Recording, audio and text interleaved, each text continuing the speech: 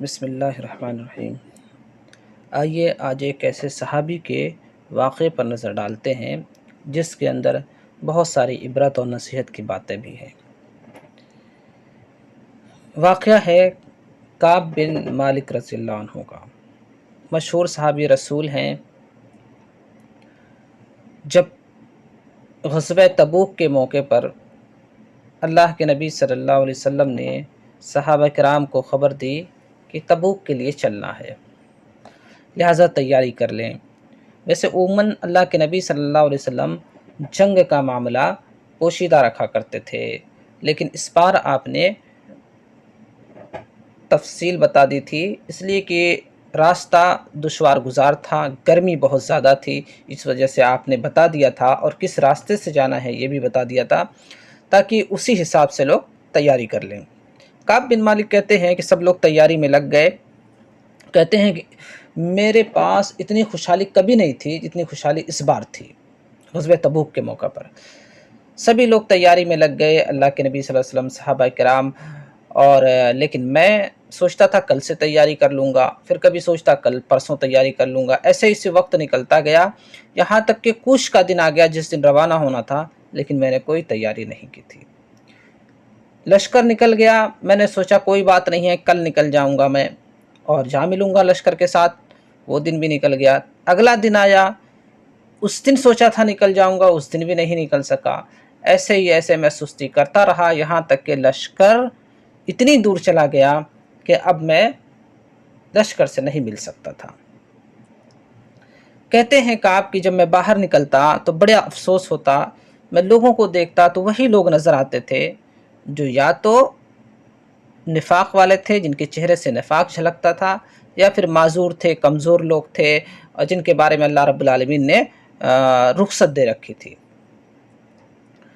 کہتے ہیں جب لشکر وہاں چلا گیا تو اللہ کے نبی صلی اللہ علیہ وسلم نے لوگوں سے میرے بارے میں پوچھا، اور لشکر اتنا بڑا تھا کہ جب تک انفرادی طور سے نہیں پوچھا جاتا تب تک پتہ نہیں چل پاتا، یعنی لشکر بہت بڑا تھا، یا اللہ رب العالمین آپ کو وحی کے ذریعے سے بتا دیتا، رجسٹر میں ناموں کو نہیں لکھا جا سکتا تھا، اتنا بڑا لشکر تھا۔ تو اللہ کے نبی صلی اللہ علیہ وسلم نے میرے بارے میں لوگوں سے پوچھا، تو بنو سلمہ کے کسی شخص نے کہا کہ اللہ کے نبی، اسے تو پھلوں نے روک لیا ہے، اسے حسن نے روک لیا ہے، وہ نہیں آئے۔ تو معاذ بن جبل نے کہا کہ تم غلط بات بول رہے ہو، ہم نے ان کے اندر خیر ہی پایا ہے، خیر کے سوا اور کچھ بھی نہیں پایا ہے۔ پھر اس کے بعد اللہ کے نبی صلی اللہ علیہ وسلم نے یہ جملہ سن کر خاموشی اختیار کر لیا، اللہ کے نبی صلی اللہ علیہ وسلم کچھ بھی نہیں بولے۔ اب میں باہر نکلنے میں مجھے شرم آتی، بہرحال وقت گزرتا گیا، پھر مجھے خبر ملی کہ اللہ کے نبی صلی اللہ علیہ وسلم واپس آ رہے ہیں، تو میں نے سوچا کہ اب میں کیا کروں، اب فکر لگ گئی کہ اللہ کے نبی کو کیا جواب دوں گا کہ میں جنگ میں کیوں نہیں گیا۔ تو نبی پاک صلی اللہ علیہ وسلم سے ملاقات ہونا ہے، اب ان کے سامنے کیا کہیں گے۔ بہت ذہن میں آیا کہ جھوٹا بہانہ کر دوں گا، یہ کر دوں گا، کچھ لوگوں نے کہا بھی کہ یہ بہانہ کر دینا، وہ بہانہ کر دینا، لیکن انہوں نے سوچا بھی، لیکن جب اللہ کے نبی صلی اللہ علیہ وسلم آ گئے، آپ صلی اللہ علیہ وسلم آئے، مسجد میں آپ تشریف لے گئے، مسجد میں آپ بیٹھے، تو کہتے ہیں کہ میں گیا اللہ کے نبی صلی اللہ علیہ وسلم سے ملنے کے لیے، تو میں نے اللہ کے نبی صلی اللہ علیہ وسلم سے سچ بتا دیا کہ اللہ کے نبی صلی اللہ علیہ وسلم یہ معاملہ ہے۔ اور بھی لوگ آتے تھے جو قسمیں کھا کر کہتے تھے، عذر بیان کرتے تھے، میرے ساتھ یہ پریشانی تھی، میرے ساتھ ایسی پریشانی تھی۔ 80 سے زیادہ لوگ تھے، سب اپنا اپنا عذر پیش کرتے، اللہ کے نبی صلی اللہ علیہ وسلم سب کے لیے دعائیں کرتے اور انہیں واپس بھیج دیتے تھے، لیکن میں نے سچ بتا دیا۔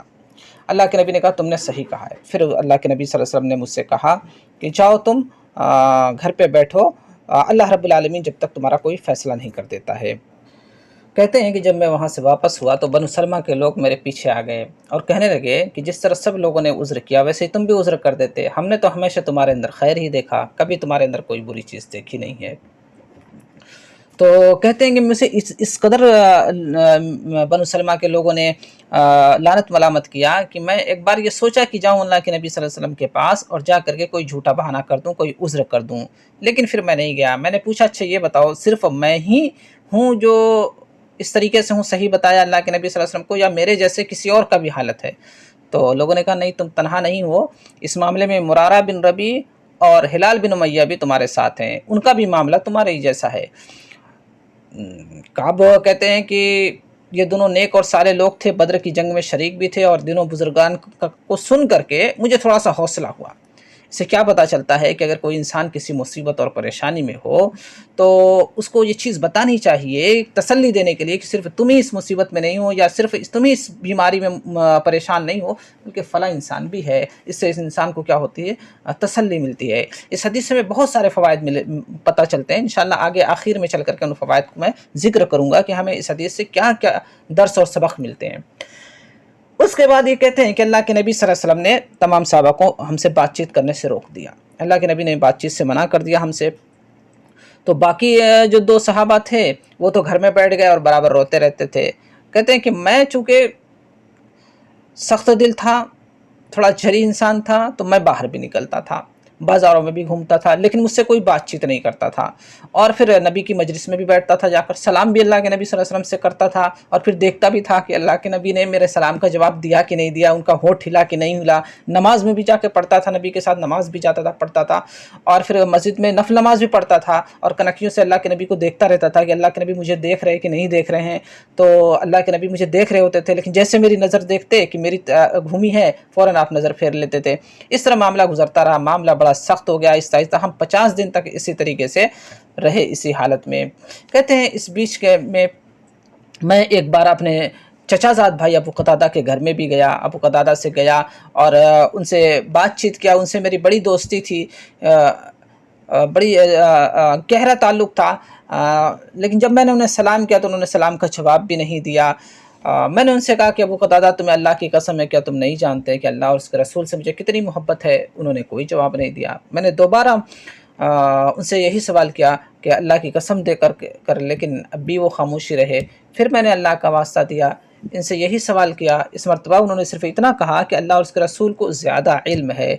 इस पर मेरे आंसू फूट पड़े। मैं वापस चला आया और दीवार से गया था, दीवार कूद कर वापस आ गया था। देखिए एक मसला इससे ये भी निकलता है, अगर आपके रिश्तेदार ताल्लुक़ के लोग हैं तो और घर के दरवाजे के अलावा दूसरे रास्ते से भी आप जाते हैं जिससे आपका आना जाना है और उसमें कोई सामने वाले बुरा नहीं मानते हैं, तो उस तरह जाया जा सकता है। इन्होंने दरवाजे से नहीं गए थे बल्कि दीवार से गए थे। हो सकता है मकसद ये भी रहा हो कि दरवाजे से जाएंगे तो लोग देखेंगे और हो सकता है इसकी वजह से कतादा के ऊपर भी लोग लान तान करें कि अल्लाह के नबी ने मना किया है, लेकिन वो आपके घर आते जाते हैं, आपसे बातचीत करते हैं, आप भी बातचीत करते हैं। बहरहाल उसके बाद कतादा की तरफ से कोई अच्छा रिस्पांस नहीं आया, जो उनके चचाजाद भाई भी थे और बड़ी दोस्ती भी, उनसे ताल्लुकात थे, रवाबित थे। कहते फिर भी ऐसे ही गुजरता रहा। फिर एक बार एक नसरानी बादशाह जो गालिबन गस्सान का बादशाह था, उसने ख़त लिखा। उसको मालूम हुआ कि अल्लाह के नबी सल्लल्लाहु अलैहि वसल्लम ने इनके साथ ये मामला हुआ है, तो ख़त लिखा और कहा कि मुझे मालूम हुआ कि तुम्हारे साहिब तुम्हारे साथ ज़्यादती करने लगे हैं, यानी मोहम्मद सल्लल्लाहु अलैहि वसल्लम तुम्हारे साथ ज़्यादती कर रहे हैं। अल्लाह ताला ने तुम्हें कोई ज़लील नहीं पैदा किया, तुम हमारे पास चले आओ, हम तुम्हें तुम्हारा मुकाम देंगे, इज़्ज़त देंगे। कहते हैं काब कि मेरे सामने एक और मुसीबत आकर खड़ी हो गई, एक और इम्तिहान आ गया। मैंने उस ख़त को तन्नूर में जला दिया। इस 50 दिनों में से जब 40 दिन गुजर गए तो अल्लाह के नबी सल्लल्लाहु अलैहि वसल्लम का एक एलची काब बिन मालिक के पास आया और कहने लगा, ए काब, अल्लाह के नबी ने हुक्म दिया है कि तुम अपनी बीवी के करीब ना जाओ। काब कहते हैं मैंने कहा कि क्या मैं अपनी बीवी को तलाक दे दूं या फिर उससे दूर रहूं? उन्होंने कहा तलाक नहीं देने को अल्लाह के नबी ने कहा, सिर्फ कहा है कि उससे दूर रहो, उसके करीब नहीं जाना। और फिर कहा कि यही हुक्म तुम्हारे बाकी 2 साथियों को भी दिया गया है, यानी मुरारा बिन रबी और हिलाल बिन उमैया को भी। फिर हिलाल बिन उमैया की बीवी अल्लाह के नबी के पास गई और कहने लगी, अल्लाह के नबी, मेरे शौहर बहुत ज़्यादा कमज़ोर हैं और उनकी खिदमत के लिए कोई होना चाहिए। लिहाजा उन्होंने इजाज़त मांगी तो उनको कोई इतनी इजाज़त मिल गई कि वो उनकी खिदमत करें लेकिन उनसे करीब ना हों। मामला ऐसे ही चलता रहा। एक बार काब बिन मालिक अपने छत पर बैठे हुए थे। कहते हैं कि मेरा दम घुटा जा रहा था और ज़मीन अपनी तमाम वसअतों के बावजूद, कुशादगी के बावजूद मुझे तंग लगने लगी थी कि एक पुकारने वाले की आवाज़ सुनाई दी, जो पहाड़ पर चढ़कर बुलंद आवाज़ से कह रहा था, ए काब बिन मालिक, तुम्हें बशारत हो, अल्लाह रब्बुल आलमीन ने तुम्हारी तौबा को कबूल कर लिया है। वो खुश हो गए और अल्लाह रब्बुल आलमीन ने नबी के ज़रिए से हमारी तौबा को के कबूल होने का ऐलान करा दिया। इसके बाद काब बिन मालिक मस्जिद गए और सहाबा किराम अल्लाह के नबी सल्लल्लाहु अलैहि वसल्लम के साथ मौजूद थे। कहते हैं कि तलहा उठे और उन्होंने मुझे गले से लगाया, सलाम किया, मुसाफ़ा किया और मुबारकबाद दी। ये मुझे ऐसा एहसान लगा कि मैं कभी की ज़िंदगी भर भूल नहीं सका। मालूम मुझे हुआ कि किसी की खुशी के साथ अपनी खुशी को शामिल कर देना ये बहुत बड़ी चीज़ होती है और جس کو خوشی ملی وہ اس چیز کو کبھی بھول نہیں پاتا ہے۔ اس کے بعد اللہ کے نبی صلی اللہ علیہ وسلم سے ملاقات ہوئی، اللہ کے نبی صلی اللہ علیہ وسلم نے انہیں مبارکبادی دی، اور تو میں نے پوچھا کہ اللہ کے نبی یہ معافی کا اعلان آپ کی طرف سے ہے یا اللہ کی طرف سے ہے؟ اللہ کے نبی نے فرمایا نہیں، اللہ رب العالمین کی طرف سے یہ معافی کا اعلان کیا گیا ہے۔ بہرحال اس طریقے سے بتاتے ہیں کہ میری یہ مشکل اور پریشانی دور ہوئی۔ اب آئیے دیکھتے ہیں کہ اس واقعے سے ہمیں کیا سبق ملتا ہے۔ تو ایک تو یہ ہے کہ انسان اگر کبھی نیکی کا کام دیکھے تو اس میں کبھی بھی سستی نہیں کرنا چاہیے، اس لیے کہ سستی کرنے سے وقت چھوٹ جاتا ہے اور افسوس کے علاوہ کوئی اور چیز ہاتھ نہیں لگتی، جیسا کہ ہمارے صحابی کعب بن مالک رضی اللہ عنہ کے ساتھ ہوا۔ دوسری چیز یہ کہ کبھی کوئی عذر پیش کرے تو اس کے عذر کو قبول کر لینا چاہیے اور بلا ضرورت اس میں تحقیق نہیں کرنا چاہیے، اس لیے کہ اللہ کے نبی صلی اللہ علیہ وسلم جب واپس آئے اور آپ مسجد میں بیٹھے، لوگ آ کر کے اپنے عذر کو پیش کر رہے تھے، اللہ کے نبی صلی اللہ علیہ وسلم سب کے عذر کو قبول کر رہے تھے اور دعا دے کر واپس کر دے رہے تھے۔ اس لیے میں کہنا چاہوں گا کہ چاہے مسجد، مدرسہ ہو یا کوئی بھی کسی چیز کا بھی ذمہ دار ہو، اگر اس کے سامنے اس کے ماتحت عذر پیش کریں تو اس عذر کو قبول کر لینا چاہیے، اس لیے کہ بسا اوقات ایسا ہوتا ہے کہ جب تحقیق میں پڑا جاتا ہے تو کچھ ایسے راز فاش ہو جاتے ہیں جو شرعاً درست بھی نہیں ہے کہ انہیں فاش کیا جائے، یعنی مجبوراً ماتحت کو بتانا پڑتا ہے جو وہ نہیں بتانا چاہتا، اور اللہ نے بھی اجازت دی ہے کہ اسے وہ چھپا کر رکھ سکتا ہے۔ اور یہ کہ جو اندر کی پوشیدہ باتیں اسے اللہ کے حوالے کر دینا چاہیے، عذر کو قبول کر لینا چاہیے۔ بظاہر اللہ کے نبی نے ایسے ہی کیا، الا یہ کہ کوئی الگ سے معاملہ ہو تو اس کی ایک دوسری صورت ہے۔ اور اس کے علاوہ ہمیں یہ بھی معلوم ہوتا ہے کہ جھوٹ کا انجام وقتی طور سے فائدہ مند تو ہو سکتا ہے لیکن وہ نقصان دہ ہی، اخروی اعتبار سے نقصان دہ۔ ہمارے اسلاف اور صحابہ کرام نے سچ ہی بولا، مشکلات کو برداشت کیا، مصیبتوں کو برداشت کیا، لیکن جھوٹ کبھی بھی نہیں بولا، سچ کو ہمیشہ مقدم رکھا۔ یہ ہمارے لیے اسوہ اور نمونہ ہونا چاہیے۔ ویڈیو ذرا لمبی ہو گئی، اللہ رب العالمین سے دعا ہے کہ اللہ رب العالمین ہمیں سچا اور پکا مومن بنائے اور اسلام کے اصولوں کے مطابق زندگی گزارنے والا بنائے، سستی اور کاہلی سے بچائے، خاص طور سے دینی امور میں اور دینی معاملات میں اللہ رب العالمین ہمیں سستی سے دور رکھے اور بڑھ چڑھ کر حصہ لینے والا بنائے، آمین۔